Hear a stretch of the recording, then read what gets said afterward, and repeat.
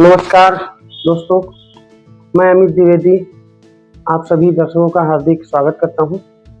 मैं एक बार पुनः एक वीडियो आप लोगों की डिमांड से कई लोगों ने मुझसे पूछा है कि मुद्रा लोन क्या है। आज मैं आप लोगों को बताना चाहता हूं कि मुद्रा लोन क्या है। मुद्रा लोन पे हम थोड़े से डिटेल में चर्चा करेंगे। पहले ये जान लेते हैं कि मुद्रा लोन की स्कीम क्यों आई और किस लिए आई। देखिए, हमारे जो छोटे छोटे महिला जो उद्यमी हैं या पुरुष जो उद्यमी हैं, जो छोटी-छोटी अपने दुकानों को खोल के छोटे-छोटे अपने संसाधनों को प्राप्त करके अपनी आजीविका को बढ़ाने के लिए एक विस्तृत माध्यम से, एक स्थायी रूप से अपने आज ये घर को चलाने के लिए जो आमदनी इकट्ठा करते थे उसको थोड़े से बढ़ावा देने के लिए मुद्रा लोन लाया गया। मुद्रा लोन 8 अप्रैल 2015 को माननीय प्रधानमंत्री द्वारा भारत देश में लागू किया गया। इसमें मुद्रा लोन में 3 प्रकार के होते हैं। एक होता है शिशु, दूसरा होता है किशोर, तीसरा होता है तरुण। शिशु जो होता है वो 50,000 तक के लिए है। 50,000 तक के लिए हम शिशु के लिए अप्लाई करेंगे। किशोर के लिए जो होता है वो 50,001 रुपए से लेकर 5 लाख तक के लिए होता है, और जो तरुण होता है वो 5,01,000 रुपए से लेकर अधिकतम 10 लाख रुपए के लिए होता है। अब हम इस पे बात करते हैं ब्याज दरों की। ब्याज दर जो होते हैं ये मिनिमम होते हैं। ब्याज दर ये बैंकों पर निर्धारित करता है जिस बैंक से आप मुद्रा लोन के लिए अप्लाई कर रहे हैं। अगर आप किसी प्राइवेट सेक्टर बैंक से, पब्लिक सेक्टर बैंक से आप मुद्रा लोन के लिए अप्लाई करते हैं तो उसकी सालाना ब्याज दर अलग अलग रहती है, जो कम से कम 8% से लेकर अधिकतम 12 से 13% जाती है। निर्भर करता है कि उस बैंक में क्या है। उसके बाद इसके जो हम बात करते हैं सिक्योरिटी के बारे में। इसकी जो सिक्योरिटी है ये सिक्योरिटी 0 है, लेकिन ये निर्भर करता है कि आपका कोई बैंक, अगर बैंक जो लोन की राशि उसको स्वीकृत करता है तो स्वीकृत राशि का 0.5% एक प्रोसेसिंग फीस के रूप में बैंक ले सकता है, यदि उसकी आवश्यकता है। तो अगर उसकी आवश्यकता नहीं है तो बैंक द्वारा, शासन द्वारा किसी प्रकार का चार्ज लेने के लिए मना किया गया है। वो डॉक्यूमेंट्स एक चार्ज होता है, मामूली सा प्रोसेसिंग फीस बोलते हैं जिसको। अब हम इसके लिए बात करते हैं कि हमको दस्तावेज क्या क्या लगता है।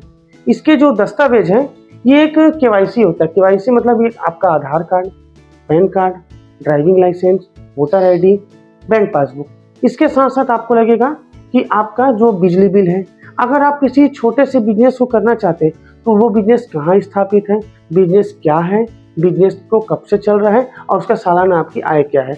और एक छोटे से मामले जो बैंक द्वारा दस्तावेज को जमा किया जाता है, इस दस्तावेज द्वारा बैंक द्वारा उसको जांच करके, उसको वेरीफाई करके उसको पास किया जाता है, और 8 से 12 दिन के अंदर अगर सब दस्तावेज सही हैं तो 8 से 12 दिन के अंदर आप वर्किंग डे में आपके खाते में पैसे राशि चली जाती है।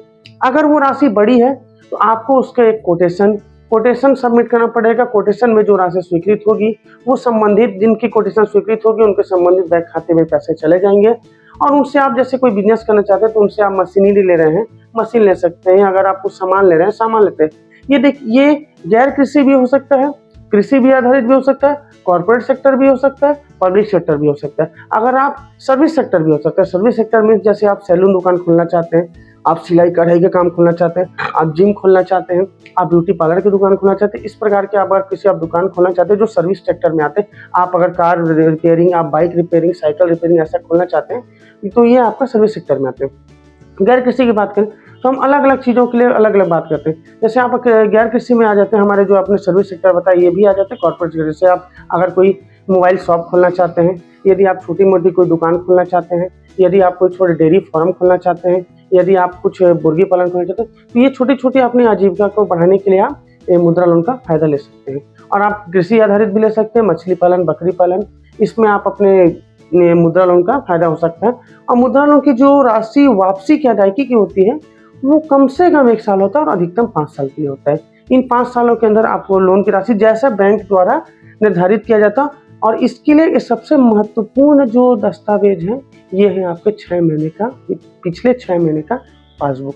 इस पासबुक के आधार पर अगर आपका 6 महीने का बैंक द्वारा लेन देन अच्छा है, आपका संबंध अच्छा है, आपकी आमदनी हो रही है, आप अगर आमदनी करने के लिए, आजीविका को बढ़ाने के लिए आपके दस्तावेज पूरा सही है, बैंक से आपका व्यवहार अच्छा है, तो आपकी जो सिविल स्कोर अच्छा है, तो आपको मुद्रा लोन के लिए कहीं भटकना नहीं पड़ेगा। मुद्रा लोन 2 प्रकार से आप अप्लाई कर सकते हैं। पहला तो आप ऑफलाइन अप्लाई कर सकते हैं। ऑफलाइन अप्लाई करने के लिए आपको बैंकों में जाना पड़ेगा। बैंक में जाकर आपको बैंक से जो दस्तावेज, बैंक से जो आपको फॉर्म दिया जाएगा, उस फॉर्म को आपको भर के अपना पासपोर्ट साइज फ़ोटो को लगाएंगे। लगाने के बाद आपके जो मूलभूत दस्तावेज है, जैसे आधार कार्ड, पैन कार्ड, 6 महीने के स्टेटमेंट और मामूली से जो बैंक द्वारा आपको वेरिफिकेशन के लिए जो पूछा जाएगा, वो आप दस्तावेज लगाएंगे। लगाने के बाद आपको 8 से 12 दिन के अंदर आपका लोन पास हो जाएगा। यदि आप अगर बैंक नहीं जाना चाहते ऑफलाइन, तो ऑनलाइन भी प्रक्रिया आप ऑनलाइन कर सकते हैं।